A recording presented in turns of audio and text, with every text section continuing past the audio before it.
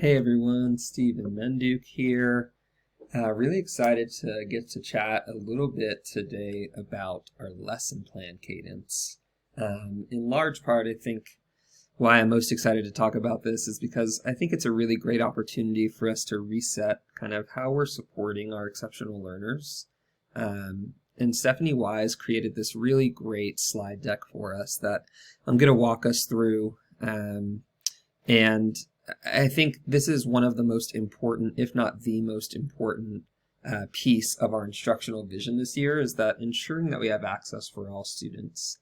And a big piece of that is going to come from a lesson plan cadence, now more than ever really, because we are in this remote space. So when we go back in person, this could look a little different if we do go back in person.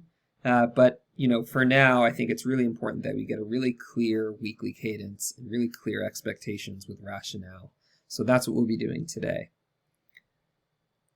First up, the weekly cadence, which has been in the memo for the last 2 weeks. The goal here is that we're asking all teachers to update their lesson plans in their linked folders by Tuesday of each week for the following week. So what that means here, in our Teams master links and planning folders 2021 sheet, super quick and easy name to remember. For 6th grade, for instance, all of the planning folders should be linked right here. And anyone and everyone that is a staff member at DSST Byers should have access to these folders. In large part, if we're doing a lesson plan audit as an ILT, we want every coach to be able to get in and review some lesson plans. We also want to make sure that every SPED case manager has the opportunity to get in here for some audits, and we'll talk about that in a little bit. So in 6th, 7th, and 8th grade, those could be found here at the bottom. We're just about at 100% of teachers having their plans in here. And then at the high school level, all the way to the right, we should have links to everyone's plans for the same reasons. Continuing, we really want to make sure that those lesson plans are updated by Tuesday end of day for the following week. The reason we're asking that is really threefold. So number one, to ensure that all exceptional learners are receiving the accommodations and modifications that they need in order to have access to your curriculum. We know that you all, our teachers, are just working so hard to make these lesson plans, and we want to make sure that all of our students have access to really, honestly, the incredible lessons that y'all are creating. We want to provide our SPED team space and time to accommodate and modify materials and lessons. So initially, when I was creating some of this system, we had a deadline of Friday for the upcoming week to have lessons in. That ultimately is just not going to work, because then what that means is that our SPED team and all of our case managers are going to need to work over the weekend to audit those lesson plans for accommodations and to also give feedback. And that's just not sustainable, and we would not want to ask our team to do that. So really accepting all challenge as our challenge here. And making sure that we have given our SPED team enough space to double check on accommodations and modifications. And as a gen ed teacher, really, this is a great opportunity to get feedback from those SPED team members, and that's exactly what we're going to use this time for. And then the third piece is providing your coach enough time to review lessons and provide feedback, particularly in regards to UDL. So for instance, I had my coaching cohort make sure that their lessons were updated and then flagged for me in our coaching doc by Tuesday end of day. And today, which is Thursday, I spent some time early this morning going in and giving feedback on every single one of those lesson plans for the upcoming week. It was really useful time for me to do that.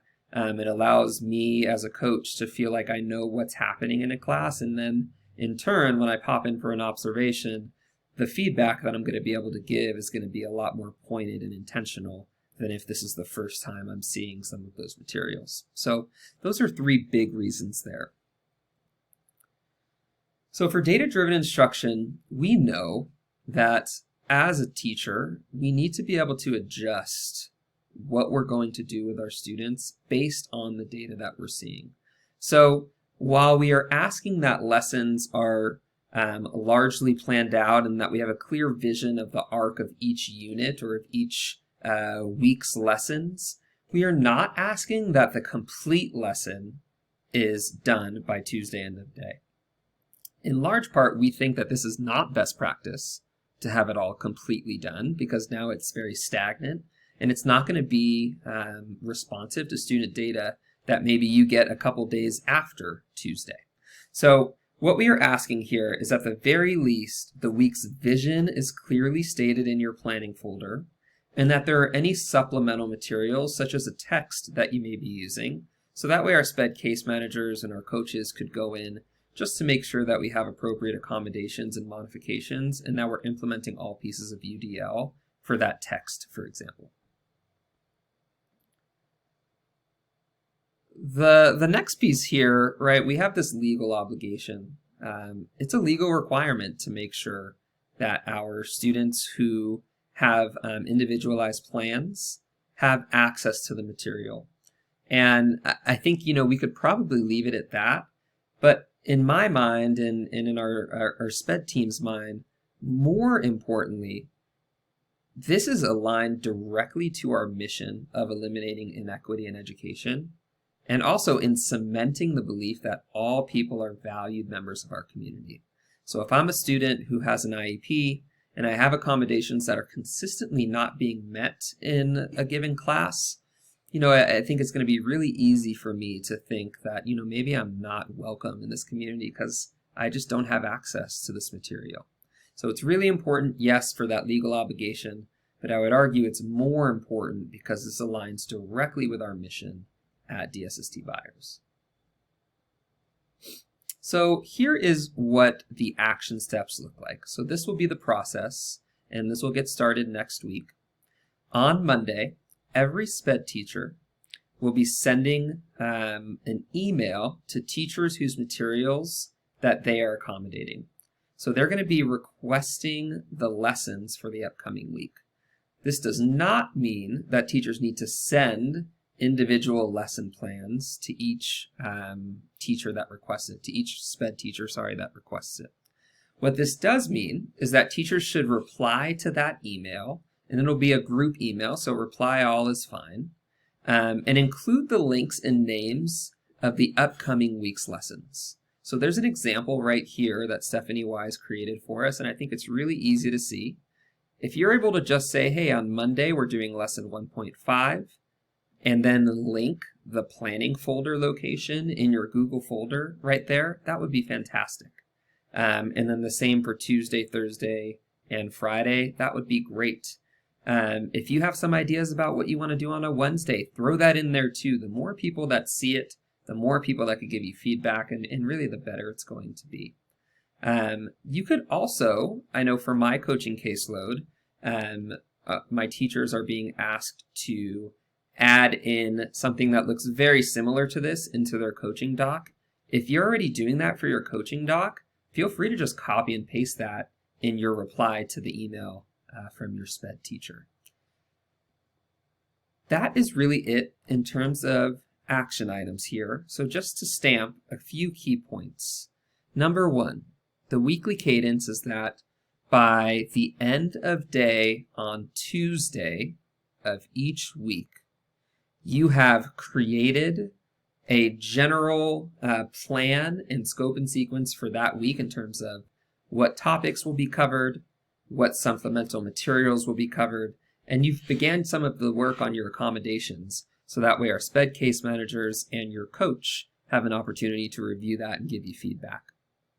The action items that you need to take: every Monday you will receive an email. If I'm a gen ed teacher, I will wait to receive that email from a SPED teacher that I either co-teach with or that has students in my class.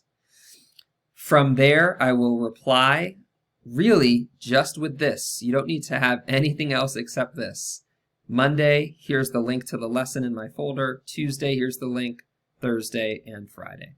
We're asking you to do this, so we're saving our SPED case managers some time. If a SPED case manager has 6 classes that they need to go and review accommodations for, spending 10 minutes trying to find those materials for each class adds up to about an hour of work that may not be super necessary. So trying to collaborate with one another here the best we can. If you have any questions about this process, the people to reach out to, number 1, you could reach out to me. Number 2, you could reach out to Stephanie Wise. And number 3, and probably the easiest to reach out to, would be your coach. Also, if you have ideas about things that you're doing for accommodations or communication plans that you have with a co-teacher or SPED case manager, please, please, please do not hesitate to share that with me and Stephanie Wise. We would love to replicate any really good ideas that are being used already.